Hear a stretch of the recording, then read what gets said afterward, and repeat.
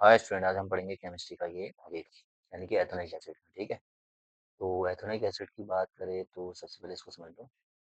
CH3COOH यही इसका formula है। इसको ग्लेशियल एसिड भी कहते हैं। ठीक है, ठंडा होता है ना, क्योंकि इसको ग्लेशियल एसिड भी कहते हैं।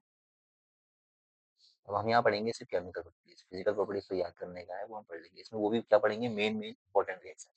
तो सबसे पहले यानी कि एथेनोइक एसिड यानी कि किसके साथ रिएक्ट करेगी, मेटल के साथ।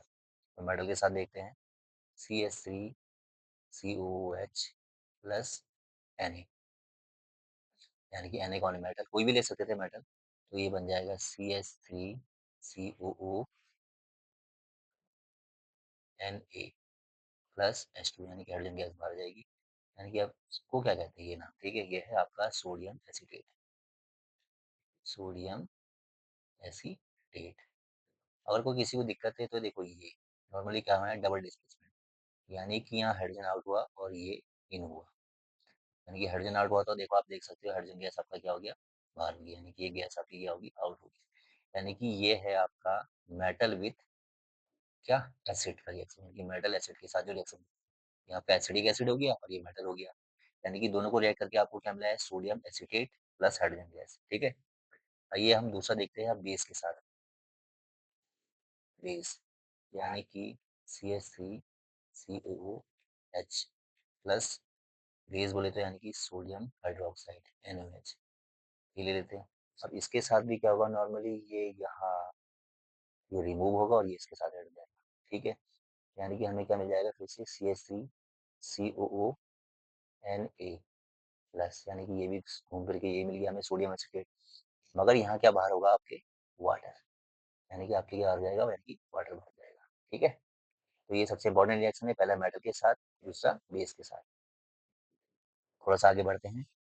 अब हम देखते हैं, यानी कि जब सबसे इंपॉर्टेंट रिएक्शन है वो आपको समझा देता हूँ सबसे पहले, यानी कि सैप्रोफिकेशन। ये बहुत आती है आपकी, SAPONI, सैप्रोफिकेशन। ये बहुत इंपॉर्टेंट रिएक्शन है, याद रखना। ठीक है, सैप्रोफिकेशन और एस्टरिफिकेशन मैंने आपको बता दिया। तो सैप्रोफिकेशन क्या है, यानी कि आपका CH3COOH, यानी कि एसिडिक एसिड, ठीक है, प्लस NaOH, यानी कि NaOH, यानी कि एसिडिक एसिड। एक मिनट, यानी कि ये हमारा, ये तो घूम फिर के वही रिएक्शन बन गई। नहीं, यहाँ पर कुछ हमने गड़बड़ी की। आइए देखते क्या है। यानी कि हम यहाँ एसिडिक एसिड नहीं लेंगे, हम यहाँ लेंगे ईस्टर, जो हमने पिछले वाली रिएक्शन में बताया था, एल्कोहल, यानी कि अल्कोहल प्लस, हमने क्या बनाया था, एसिडिक एसिड। तो हमें क्या मिला था, ईस्टर, यानी कि CH3COO, C2H5, ये ईस्टर, यानी कि ईस्टरफिकेशन। क्योंकि ईस्टरफिकेशन तो हम बना चुके हैं, ये आपका ईस्टरफिकेशन किससे बना था, यानी कि अल्कोहल से प्लस एसिडिक एसिड से। यानी कि अल्कोहल प्लस एसिडिक एसिड आपका क्या बना था, ईस्टर बना था। यानी कि अल्कोहल और एसिडिक एसिड आपका क्या बना था, ईस्टर। अब यानी कि सैप्रोफिकेशन में क्या हो रहा है, यानी कि ये है आपका ईस्टर और प्लस सोडियम हाइड्रोक्साइड, यानी कि प्लस क्या कर रहे हैं हम, सोडियम हाइड्रोक्साइड। ठीक है, अब यानी कि दोनों को हम जब आपस में रिएक्ट करेंगे तो हमें क्या मिलेगा, CH3COO फिर से आपको सोडियम एसिटेट मिल गया। यकीन नहीं आ रहा, ये देखो, ये यहाँ गया और ये इसके साथ ऐड हो गया। क्या बोलते हैं इसको, डबल डिस्प्लेसमेंट रिएक्शन। यानी कि फिर से घूम फिर के ये क्या बन गया, सोडियम एसीटेट। सेम चल रहा है, मगर आपका यहाँ जैसे यहाँ ऊपर निकला था हाइड्रोजन गैस, यहाँ निकला था वाटर, और यहाँ क्या मिल गया आपको, C2H5OH, यानी कि फिर से यहाँ आपको इथाइल अल्कोहल मिल गया। इसीलिए इंपॉर्टेंट रिएक्शन है, मैं आपको बार बार बता रहा हूँ, यानी कि ईस्टरफिकेशन और सैप्रोफिकेशन बहुत इंपॉर्टेंट है।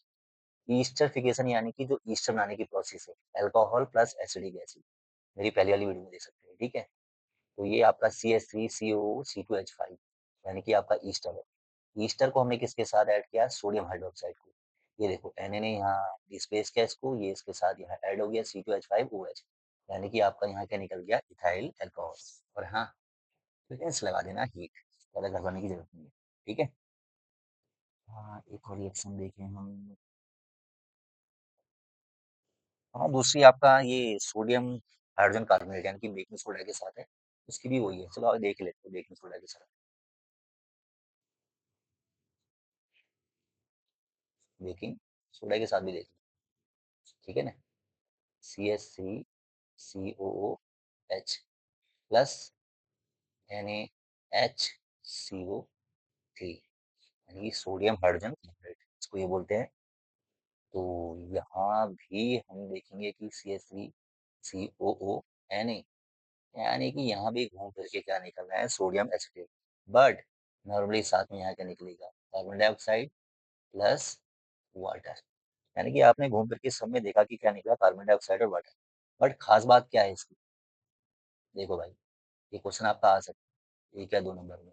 ये जो कार्बन डाइऑक्साइड निकला है, ये आपका है भाई वाटर मिल्की।